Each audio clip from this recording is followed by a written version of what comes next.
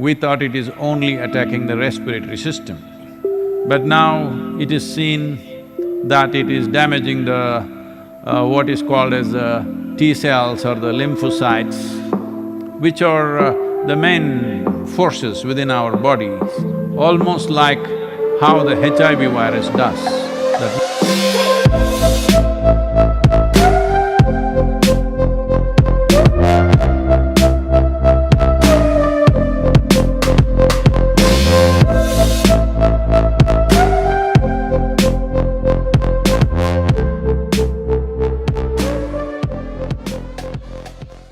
So lockdown till May 3rd, after that lock up.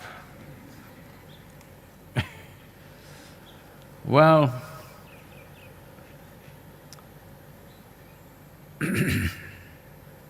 there are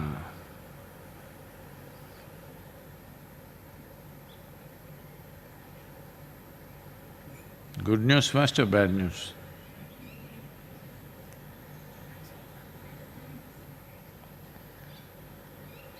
The good news is,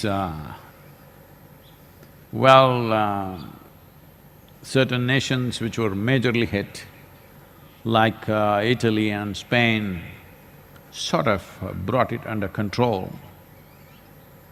But with lockdown, when the lockdown is relaxed, what'll happen, that's another matter. But right now, the number of deaths have come down considerably, number of new infections have come down.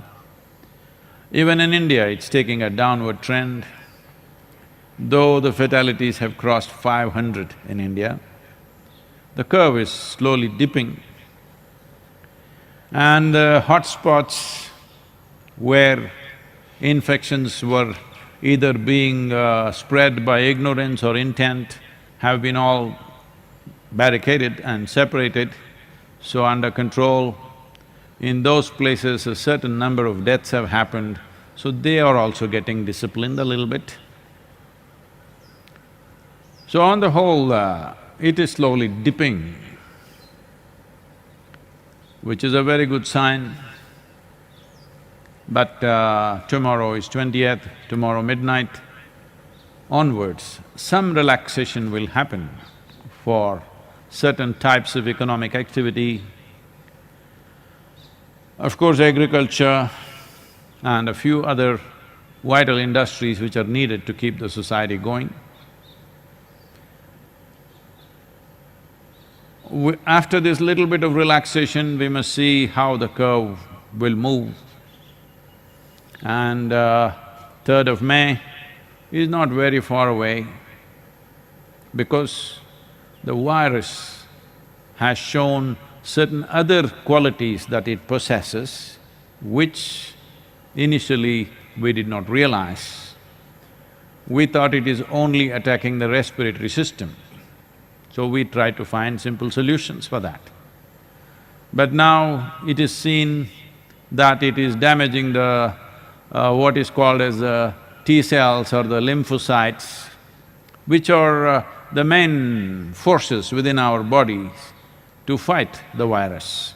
They're compromising them, almost like how the HIV virus does. That means it's destroying the immune system at a certain level, maybe not at the same scale as HIV, but in a similar fashion. So this new sense of knowing about the virus is causing much concern, because our only answer to this was to boost the immune system. Now, we still don't have a vaccine, that's far away as far as we can see right now. The only thing was stronger immune system, but it is attacking the core of our immune system and neutralizing it. The T cells or the or the lymphocytes kind of do not know that they must fight the virus, because the virus goes and neutralizes them. This is a cause of much concern. I think it's worrying the scientists quite a bit, because simply treating it as a respiratory problem is not going to work. because it's attacking another more fundamental dimension within our human system. So, of course, there are people that I mentioned in the lock-up poem. There are people who are protesting. In United States, a few protests are happening against the lockdown, though it's not a complete lockdown like India. In India also, there are a few people here and there breaking the lockdown and, doing irresponsible things. Today, the Prime Minister has made an appeal for all the youth in the nation to take the leadership and see that lockdown is successful, because by making it a partial success, it's just waste of time, energy and economic damage to the nation. Only if it's a complete success, then it's worthwhile locking down. I lock down but you don't lock down, this is no use. We can as well, both of us go on the street and take our chance, which one of us is going to die first. But women have an advantage. The virus is largely killing men. This is the good news I was about to give you. Because generally, women have better regulated immune systems because body is equipped to handle pregnancy. When the pregnancy happens, it is like a external or a foreign body within the woman's system, so the immune system is always at a more regulated condition. So, there are no numbers coming out right now, but generally people are saying it is largely men who are dying. Gender bias, even with the virus. Anyway, we are glad at least women will be safe. So, many things are taking shape, but the two things of great concern is they are not limiting themselves to the respiratory system. Kidney and liver damages have been noticed in some patients. We do not know if it's an isolated case or this could be a trend. And something of more concern is it is behaving like HIV virus, that it's attacking the immune system itself. Well, as most of you know by now, the real problem with this virus, though its fatality rates are not as high as SARS or MERS or even the Spanish flu of the past, the problem is asymptomatic transmission. There are many people who are infected, up to 3 weeks they have not shown any symptoms, but they are spreading. So that is the real challenge with this particular virus.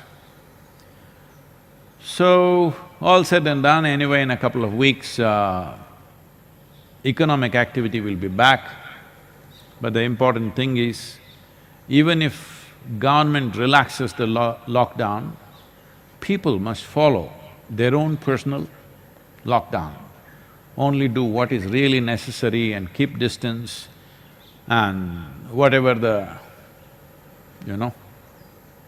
respiratory etiquette that people have become conscious of, let's keep this not for lockdown period, for life, and sanitizing ourselves in such a way that we don't bring a second wave of infections. It is also feared in colder countries where temperatures go below 7 degrees, probably by October end or so. It is… some scientists are estimating that a second massive wave will come at that time, because winter is a time when people are naturally more susceptible to infections, and a much bigger wave may happen then. Having said all this, well, a human being is a resilient creature. We'll figure out something. Before that, we'll find a way. Till then, everybody must keep distance. And it's very, very important for your life, for your well-being and the well-being of others. You may think, I'm very strong, or you may think, I'm willing to die, because people are making such statements, I'm saying. Somebody says, I don't care, I'm willing to die, I have to go out and do what I have to do. You may be willing to die, but you need to understand, you are a big problem both alive and dead. Yes. If you just fall dead on the street, dead bodies can infect hundreds of people. So both alive and dead you are a problem. Please contain yourself and see that you are not a threat to everybody else. Because this sense of pride and entitlement is very strong in people, a whole lot of people. Maybe that's one reason why more men are dying. Danger means generally women step back very easily. A man cannot step back, he has to step forward when there is danger. That's his natural instinct. This happened, an American man was staying in a London hotel, and another man came from Glasgow to meet him. And he asked him, when they met, he asked him, "From which country do you come from?" The American said, "From the greatest nation in the world." So this man from Glasgow said, "Me too, but you don't sound Scottish at all."